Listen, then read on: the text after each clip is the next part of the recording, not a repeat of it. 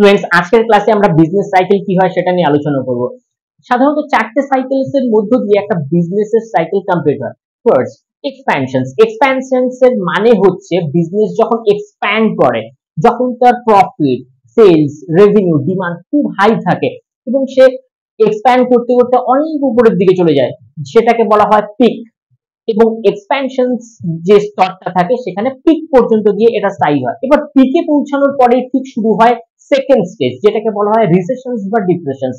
এই রিসেশনস বা ডিপ্রেশনস এ কি হয়, বিজনেসের সেলস, ডিমান্ড, রেভিনিউ সবকিছু কমে যায়, প্রফিট মার্জিন এটা কমতে কমতে নিচের দিকে চলে আসে, যেটাকে বলা হচ্ছে রিসেশনস বা ডিপ্রেশন স্টেজ।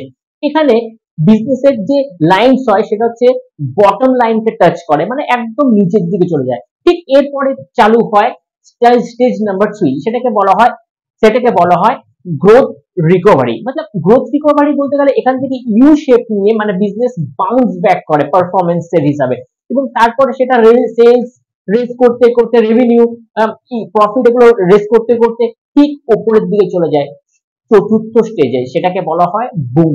তো এইভাবেই expansion, recession, then recovery and boom, এই চারটে স্টেজের মধ্যে দিয়ে একটা বিজনেস সাইকেল পরিসমাপ্তি ঘটে। এরপরে নেক্সট ম্যানেজমেন্ট সিদ্ধান্ত নেয় যে এই বিজনেসের ট্রেজেক্টরি কি হবে। Thank you.